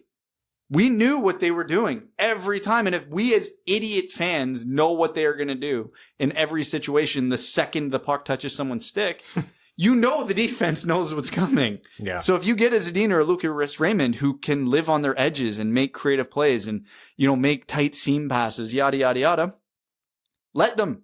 If it burns them every once in a while where they're crossing the offensive blue line and they try a cross-ice pass and it doesn't quite work and it's a turnover going the other way, oh, well, it's growing pains. That should not be a demotion, a healthy scratch, a benching, anything like that. If it happens a lot, then yeah, you address it. But if it's every once in a while, who cares? The benefits outweigh the negatives. If it causes one goal against every few games, but he's got like 5 points in those 6 games, worth it. And that is not what we have seen from the Red Wings previously. And that has to be the mentality this year. Another one for me is if we see the Blashill's blender in the first game, I'm going to fucking lose it. Because nothing screams, I don't know what I'm doing, more than just trying to throw anything at the wall and see what it sticks. Like, you got to let some of these guys fight through the tough matchups and like grind it out.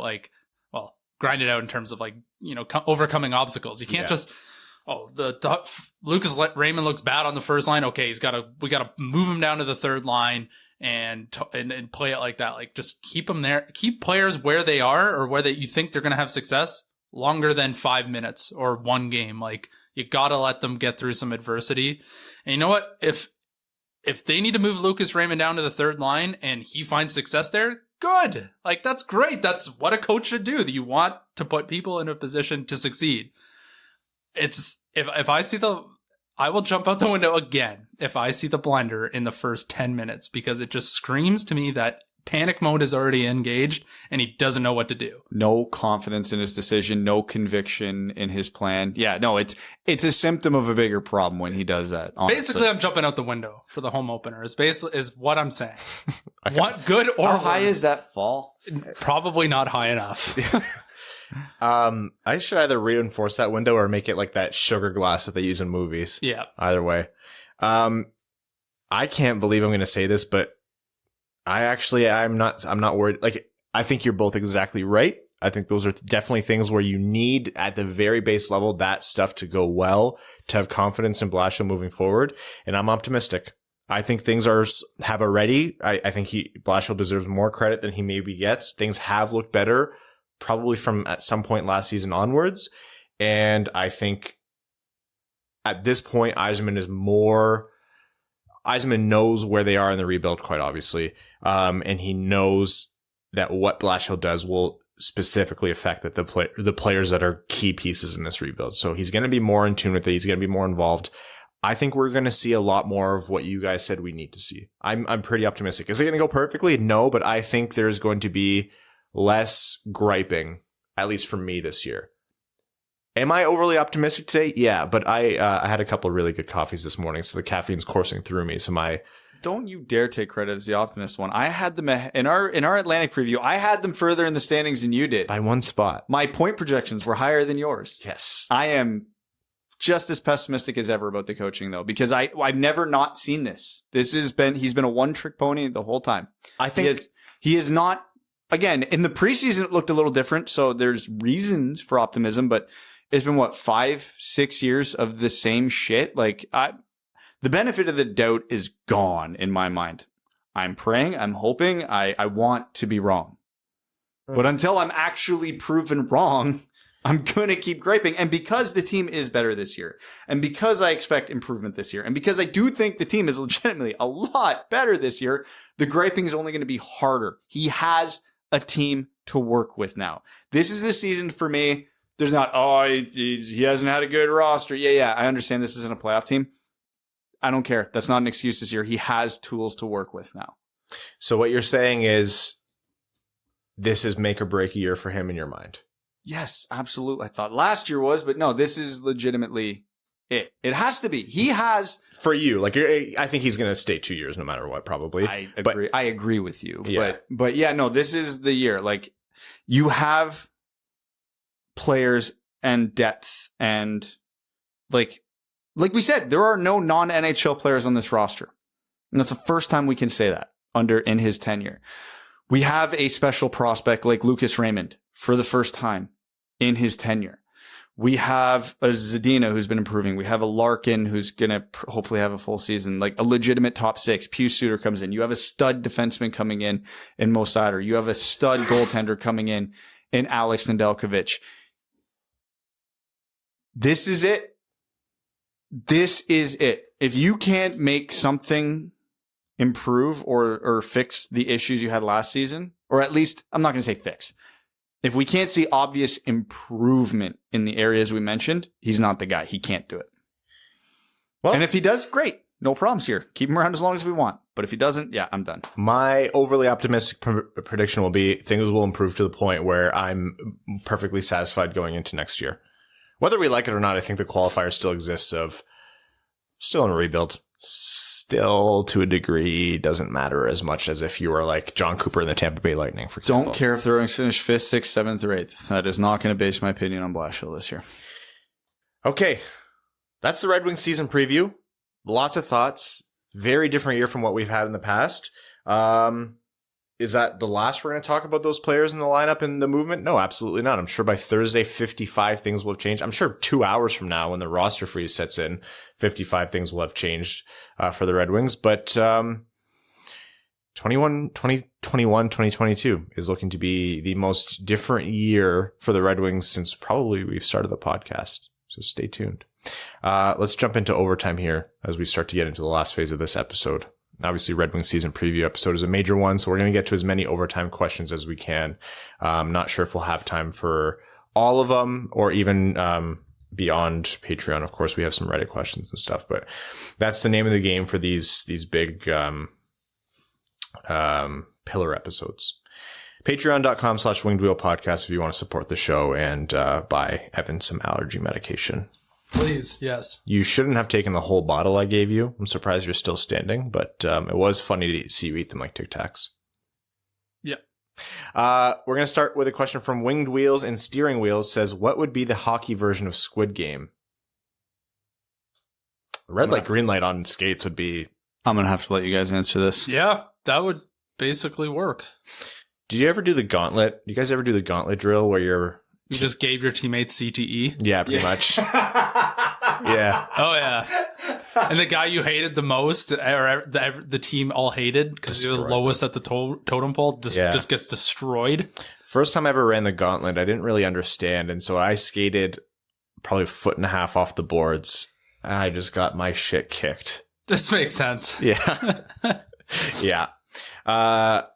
My balls itch says, well, boys, I'm thankful for fantasy hockey. It helps me with that depression. Also making you, Ryan, saying weird shit helps too.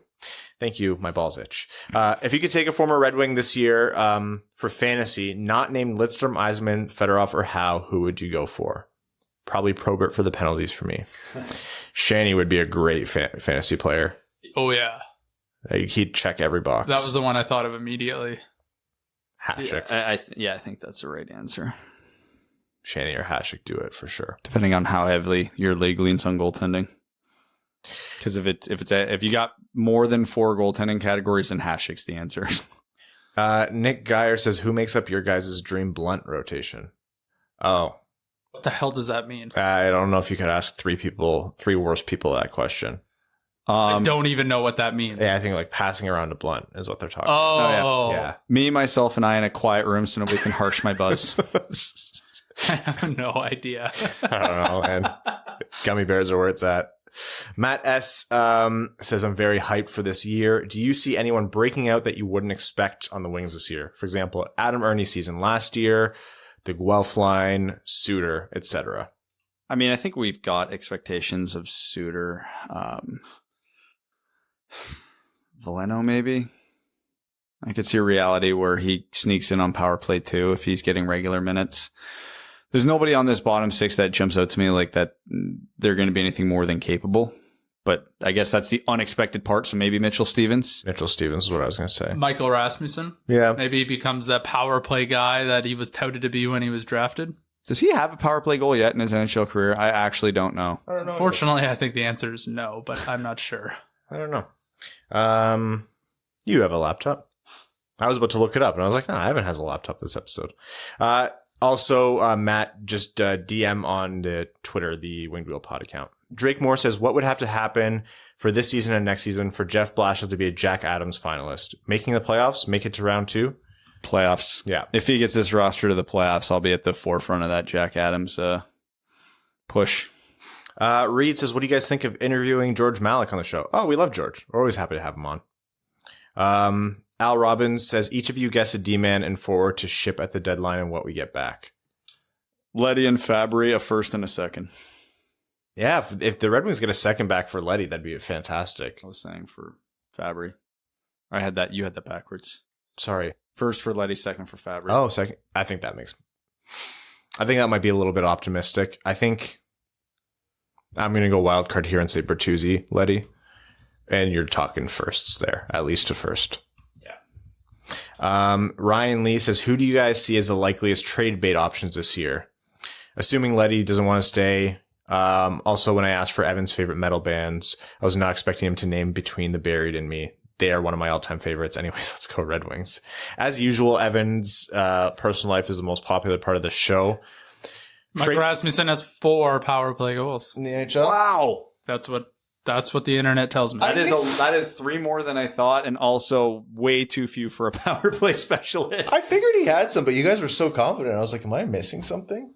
Off the top of my head, I literally can't remember one of them, though. So Guy played like 2 seasons. Yeah, I can't remember one of them.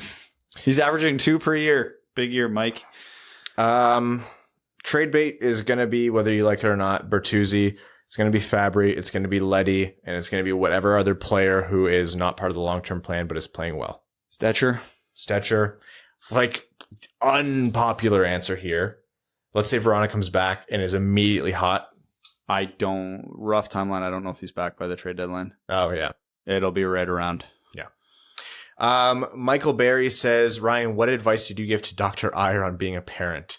I did ask him what coding language he would ask or he would teach his kid first. And he says he hopefully picks up both R and Python. But I'm not qualified to give parenting advice. Did you give him parenting advice, Brad? We talked about it. I just said congrats. He's getting a million things thrown at him right now. When someone has a new baby, the best thing you can do is wish them well, offer your help, and shut the hell up, because they are going through more shit right now than you could possibly imagine. And yes, he does have a onesie on the way. Also, M Live projected an opening day lineup without Lucas Raymond. Out of 10, how mad would you be? I don't know, like 6. I think he would deserve at least opening night, but it is what it is. 8. There's no reason to at least not give him the 9.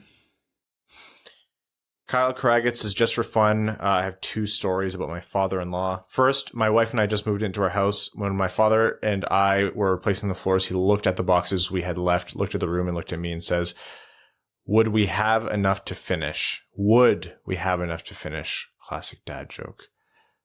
Apparently, back in the day, my father-in-law trained Robin Leonard when he was a teenager. I've got a pretty cool father-in-law. Shut up, Brad. Let's go Red Wings.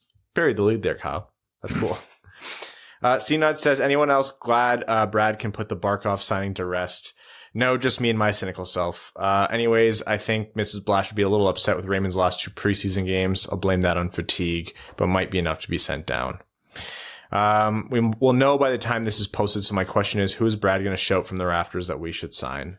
Well, I was against the Pedersen thing, so that's dead. I was for the Barkov thing, so that's dead. I don't know anybody else is worthwhile in the next UFA crop, so start getting creative with trades.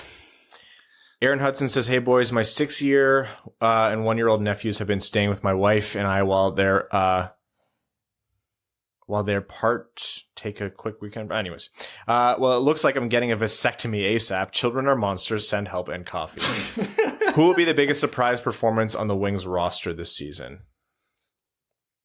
Didn't we just answer that? Alex Tanguay. New answer. Tony H says, which team is it harder to be a fan of right now, the Lions or the Sabres? That's okay. The Sabres. The Lions have at least been competitive in a few games. As a Lions fan who expects nothing and is still hurt every game, we're not in the middle of losing Megatron right now, and that's what is happening to Buffalo. So I will say Sabres for now. I mean, he did just lose Stafford.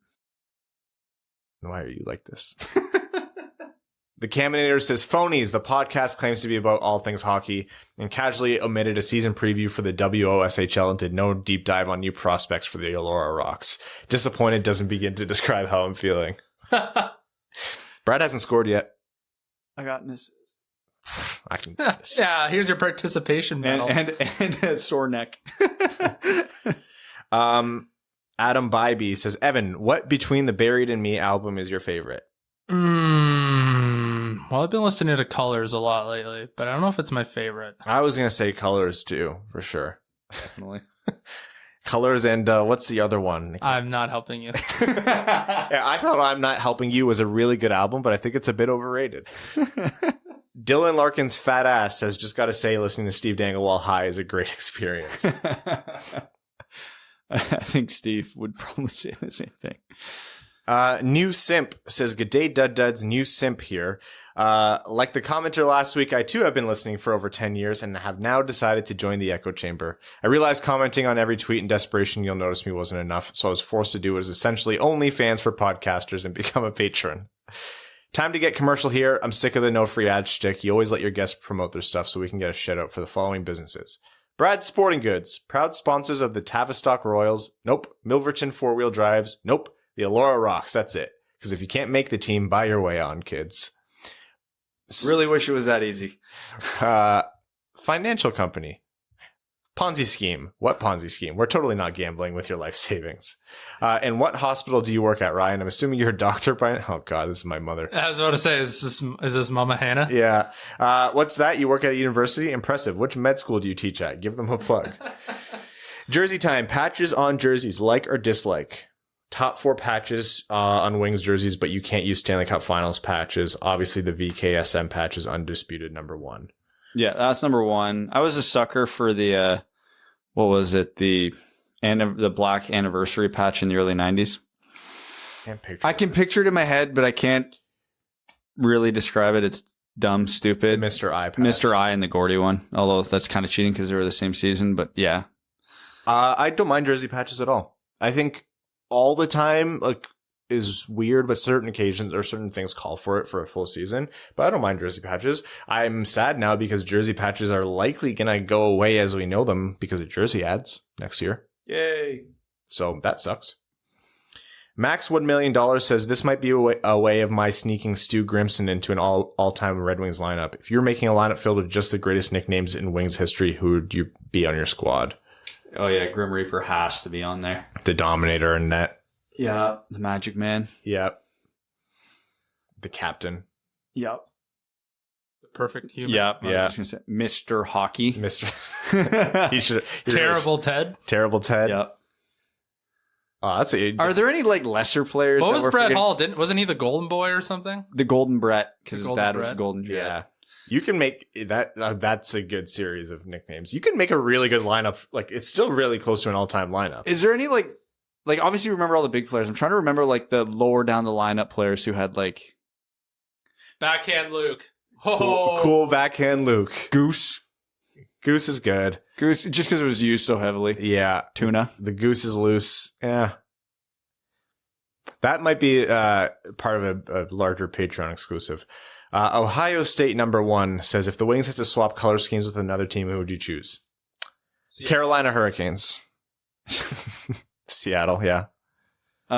Seattle's a good one. Carolina, but with the caveat, it's their Hartford Whalers throwbacks. All right. No other team. I don't know. Vegas. Michigan. Mark S. says, no question, love the show. Continuing to look forward to November 13th. Cody Stark says, who is your favorite no chance at / unlikely to make the roster guy this year? Mine was Riley Barber. Jonathan Berggren. Yeah, I think that's fair. I mean, I think Joe Veleno was unlikely to make the roster. He wasn't as far off as I think we thought. I try not to get too attached to those guys. I know everyone every year wants Taro Hirose to make it, and like it's so easy to root for that guy, but he's just not going to. He played well too. Like Yeah. if this was his preseason, he played well enough to, as good as I've seen him play. And if that's not good enough, then yeah, no, it's never happening for him. Give Blood Fight Probert says, "Hey boys, great work as usual. Do you have any insight as to when Detroit will host an NHL event in the new arena? Isn't it like a rite of passage for when you open a new state-of-the-art barn that you get an all-star game or draft or something?" Supposed to be. They were in the bidding and they were in like the final process, I think, for a few things. I think everything is just backlogged because now we have to do make good for like Montreal in the draft, for example, Vegas and Seattle. Like the attention on Vegas is still coming down, and now it's going to ramp up in Seattle because that is free money to have NHL events there. That is going to create so many new fans. It'll happen. It's just a confluence of events to push it back. Matt McKay says, "Just wanted to say that I'm happy to see the success that you've had with the pod. Love the content and looking forward to the meetup. Who do you think will be a dark horse pick for the Olympics for either Team Canada or USA?" Like player? Yeah. Oh, Jack Eichel at this point.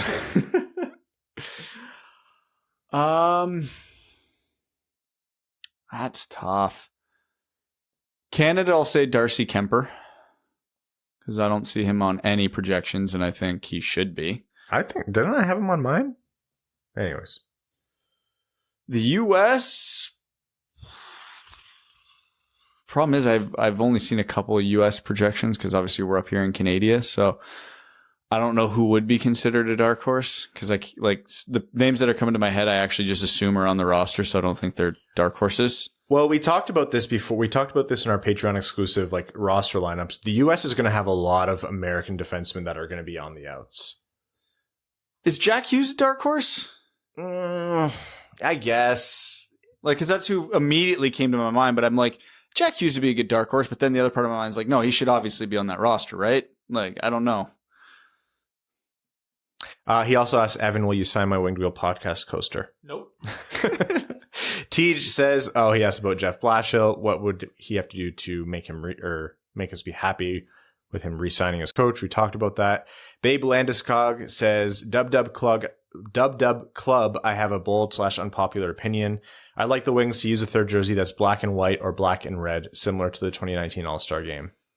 I think that black and red might be cool. Would it be sacrilegious? Sure, but I think it might be cool. Every iteration of a Wings third jersey I've seen that has been black, I have universally hated. It is not a good look with the Red Wings. No.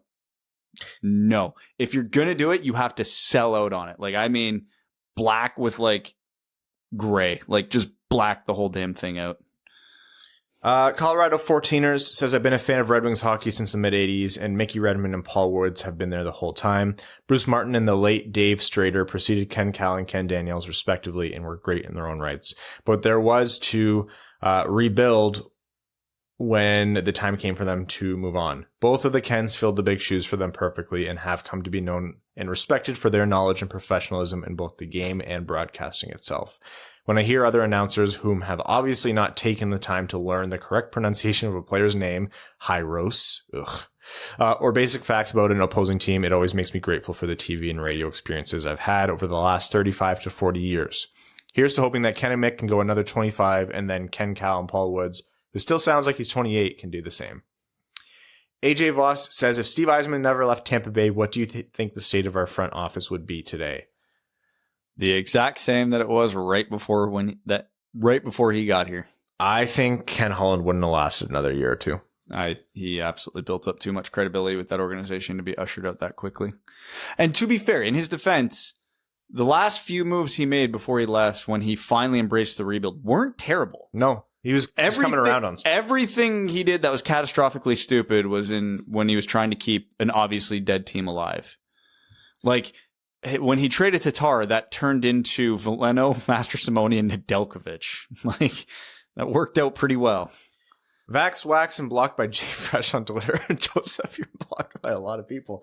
Hey there, fellas. I hope that one day I can run a hockey account on Twitter with the cute little red and blue player cards and info stolen from another service. When I finally do partner with a legit data resource, I don't reveal any methodology. I expect everyone to treat the repurposed data as unequivocal truth and gospel. Tough times these days as the pendulum has swung the other day regarding NYC housing. Rental pricing has skyrocketed post-quarantine with people moving back to the city in droves. Though I'm optimistic and searching real hard to find a similar deal that the Detroit Red Wings pay as they continue to live rent-free in Jay Fresh's head, I must have missed something. Clearly, yeah. Did you know that the koala bear has a rear orifice called a cloaca through which they pee, poop, and copulate? It's often riddled with chlamydia from Evan's hot tub. Aussie for Hall of Fame, Stay Fresh cheese bag. How high are you?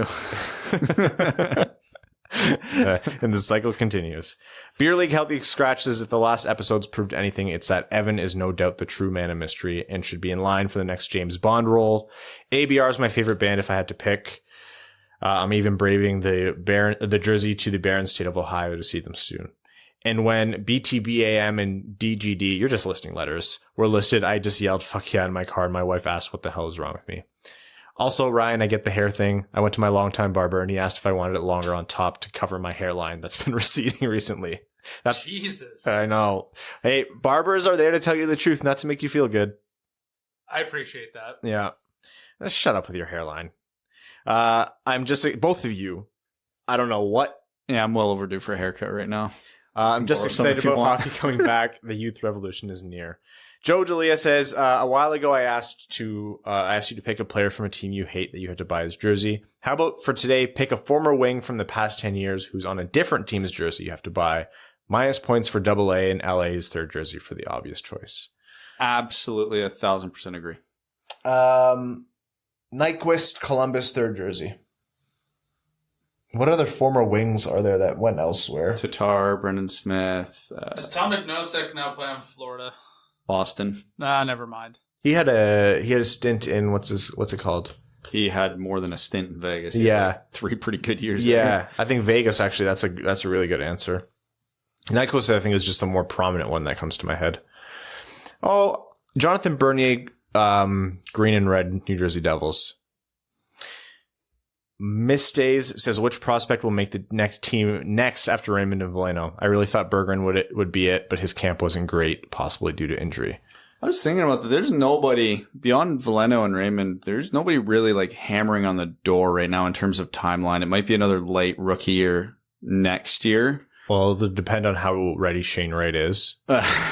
And in all honesty, it'll depend on McIsaac and Sabrango's Grand Rapids years. Yeah, I don't think either of them, even if they have good years, are going to be there. Berggren's probably the answer if he has a big year in Grand Rapids. Because none of the guys who are over in Europe right now, I think, are going to come over straight to the NHL. Yeah, it's going to be a lean year next year. We have time. We'll take 1 or 2 Reddit questions. I see a lot of people just... Red Wings 1023 says, I demand justice for Bobby. RG6EX says, let's entertain the idea that Brad Lambert goes top 3 in the draft. How much would it suck to have a guy named Brad go in the top 3? Yuck. Oh, if we had a Brad on this team, ugh. Brad Richards' entire tenure with the Wings was during the existence of this podcast. Oh my God. Oh my God. Abuyuki says, you're the coolest person in the world for your music taste, Evan. And Jay Sayer says, which is more likely to happen? Brad, Raymond outpaces all rookie forwards this season by 20 points, or Sider has a Corsi 4 above 60%. Which one of those is more likely? The Sider one by a lot. Evan, Spieth regains form and finishes top 3 in the FedEx standings next season, or Bryson and Brooks are paired together in 3 tournaments next year. Jordan Spieth. I think he's close. And for me, Evan gets a hole-in-one in 2022 where Brad scores a natural hat trick this season. It's got to be the Hattie. I think you're cursed, Evan. I can't even hit a green right now, so there's no hole-in-one anytime likely in my life. I just don't think for someone who plays as much golf as you do, if you haven't hit one now, you actually won't hit one until you're 55. It's going to be the round where I'm like on pace for like one of the worst rounds. 12 over through 9, hits it on 10. Because then I have to frame a scorecard where there's like doubles and triples and like, what am I doings? I promise you the way it's going to happen is we're going to be out golfing together because we still have to do that. I am going to, on a stupid par 3, pull out the wrong club, get the nicest balance off of like a wet green or something, sink it. And I'll kill myself. I actually will. You and Catherine, those are the 2 people. I will actually quit golf.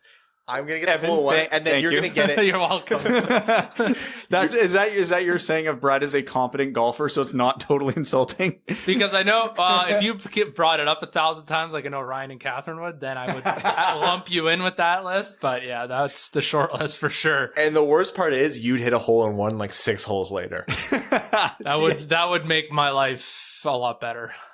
I think No, because you'd have to have his hole in one framed on your wall.